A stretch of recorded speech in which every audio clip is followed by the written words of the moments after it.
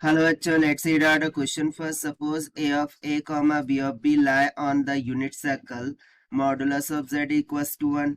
If omega is the complex number such that omega bar equals to b plus a minus omega by ab, then p of omega lies on.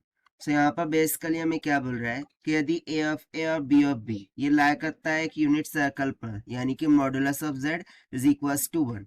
सो ये क्या होता है basically, देखिए इस तरीके से हम कोऑर्डिनेट एक्सिस ड्रॉ करते हैं लाइक एक्स एंड वाई, ठीक है, और इसमें हम एक यूनिट सर्कल को ड्रॉ कर देते हैं जो कि बेसिकली किसको रिप्रेजेंट कर रहा होगा, modulus of Z is equals to 1 को. सो इसमें ए ऑफ ए और बी ऑफ बी क्या करते हैं, लाई करते हैं, यानी कि ए ऑफ ए कुछ यहाँ पर होगा, सो बी ऑफ बी कुछ यहाँ पर होगा. मैंने सिंपली इस तरीके से कंसिडर कर लिया है. सो उसके बाद omega be a complex number such that कि ओमेगा बार इक्वल्स टू ये है. सो जो पी ऑफ ओमेगा है वो कहाँ पर लाई करेगा वो हमें यहाँ पर बताना है.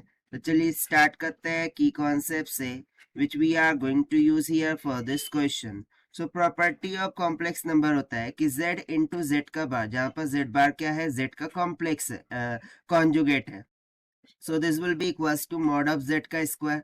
और ये हमने किस तरीके से लिखा है, क्योंकि z इज इक्वल्स टू यदि x प्लस आयोटा हो सो z बार यानी कि उसका कॉन्जुगेट क्या हो जाएगा, x minus iota of y के इक्वल हो जाएगा. सो स्टार्ट करते हैं फिर यहाँ से. सबसे पहले मैं ओमेगा बार को कंसिडर करता हूँ. दिस इज इक्वल्स टू क्या दे रखा है, b plus A minus of omega by A B के इक्वल दे रखा है. सो यहाँ से हम सिंपली बोल देते हैं कि लेट कर लेते हैं कि a इज इक्वल्स टू 1 है, so b is equals to minus का 1 है, ठीक है. तो इसको यदि मैं यहाँ पर सब्स्टिट्यूट करूँ, सो ओमेगा का bar is equals to minus 1 plus 1 minus में ओमेगा डिवाइडेड बाय क्या हो जाएगा 1 इंटू माइनस का 1. सो माइनस 1 प्लस 1 कैंसिल हो गया, यहाँ पर बच गया माइनस ओमेगा बाय माइनस का 1. ये ओमेगा बार का वैल्यू था. सो सिंपली मुझे क्या मिल गया कि omega bar is equals to omega है, ठीक है, omega bar is equals to omega है. सो इससे हमें क्या समझ में आता है, यदि omega bar is equals to omega है, दैट मीन्स टू से कि अकॉर्डिंग टू द प्रॉपर्टी ये क्या होगा कि 1 by omega this will be omega, ठीक है, is equals to omega. So omega का स्क्वायर, ठीक है ना, this is nothing but equals to 1. और यदि ओमेगा का स्क्वायर इज इक्वल्स टू 1 है, यानी कि ये गिवन यूनिट सर्कल को सेटिस्फाई कर रहा है, that is mod of z is equals to 1 को. So mod of z is equals to 1 को सेटिस्फाई कर रहा है. तो यदि मैं मान लूँ कि यहाँ से लेट कर लेते हैं कि यदि ओमेगा एक कॉम्प्लेक्स नंबर है, so this will be equals to x plus iota of y. So omega का बार इज इक्वल्स टू क्या हो जाएगा, उसका conjugate that is x minus iota of y के इक्वल. सो यहाँ से x plus iota of y will be equals to x minus iota of y हो जाएगा. क्यों, क्योंकि omega is equals to omega का बार आया था. तो यहाँ से देखिए x से x दोनों तरफ से कैंसिल हो गया. सो आयोटा ऑफ y ये इधर आके आयोटा ऑफ y प्लस में आयोटा ऑफ y हो जाएगा. This will be equals to 0.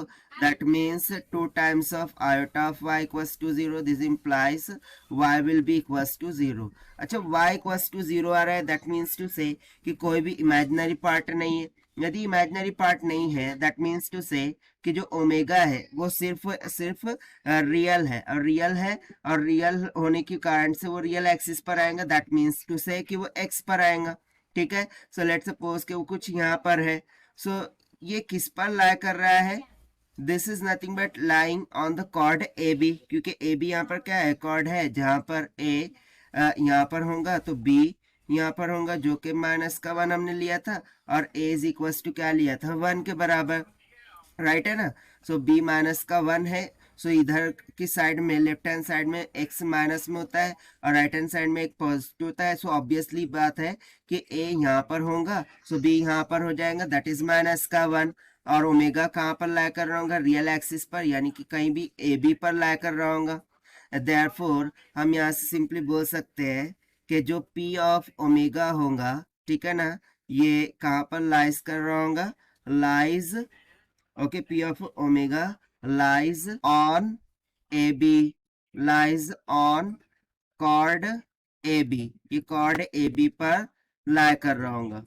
And this will become the final required answer for this question, जो कि हमने solve किया है by using the conceptual formula of a complex number property से.